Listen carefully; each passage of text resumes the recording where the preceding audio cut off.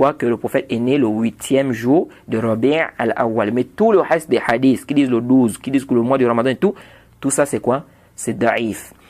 Et je profite ici pour rappeler aussi un point qui est quoi?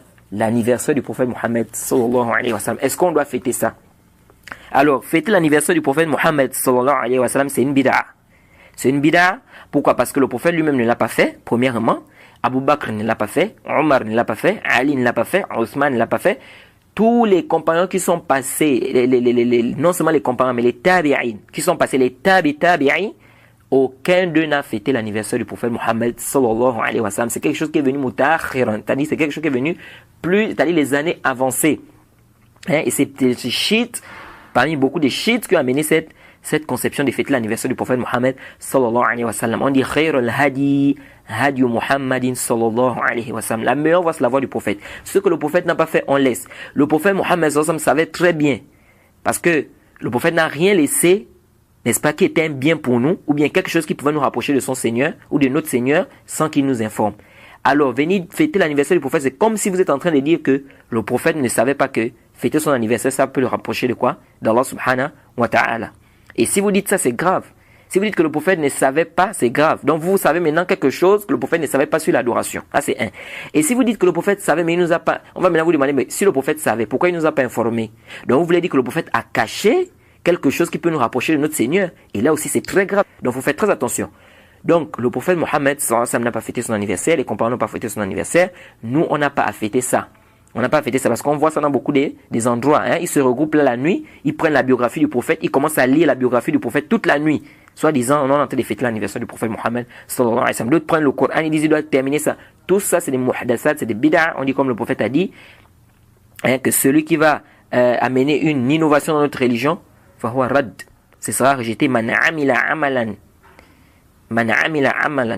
laysa alayhi amruna, fahuwa rad.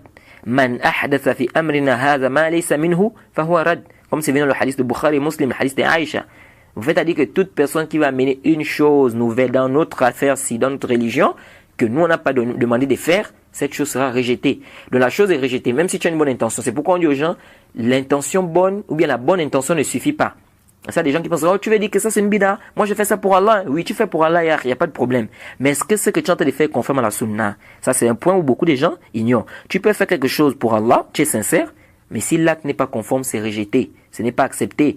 Vous voyez, quelqu'un est sincère, il prie pour Allah. Mais s'il ne prie pas comme le prophète a demandé de prier, il dit que moi je vais prier par exemple couché, ou moi je vais prier par exemple sans la Fatiha, ou moi je vais prier sans faire le ruku, il amène une nouvelle façon de prier, on dit ça, c'est batil, c'est pas accepté par Allah, même si tu as une bonne intention de faire quoi? De prier pour Allah subhanahu wa ta'ala. Donc l'anniversaire du prophète, ça c'est des bid'a, lam yathbut wa la yasih ani nabi sallallahu alayhi wa sallam, et c'est des fêtes qu'on ne doit pas fêter. Pourquoi? Parce que ça sont des choses qui n'ont pas été prêchées par le prophète Mohammed sallallahu alayhi wa sallam. On doit se limiter là où le prophète Mohammed sallallahu alayhi wa sallam s'est limité. Quand tu dis ashhadu an la ilaha illallah wa ashhadu anna Muhammadan abduhu wa rasuluhu, il y a beaucoup de compréhension. Il faut comprendre ça. C'est bien beau de dire j'atteste qu'il n'y a aucune divinité, il faut qu'ils mettent l'adoration d'Allah, j'atteste que Mohammed est son messager, mais il faut comprendre aussi ça. Parmi les compréhensions, quand tu dis j'atteste que Mohammed est son messager, ça veut dire que tu dois le suivre dans tout ce qu'il a fait et délaisser ce qu'il a délaissé. Alors toi, tu viens faire des choses que le prophète Mohammed sallallahu alayhi wa sallam n'a pas fait, et puis tu commences à inciter les gens à faire cela en disant que non, tu es en train de suivre le prophète ou tu es en train d'être récompensé. Ça, c'est fatigue sur fatigue pour rien. Tu es en train de te fatiguer pour rien.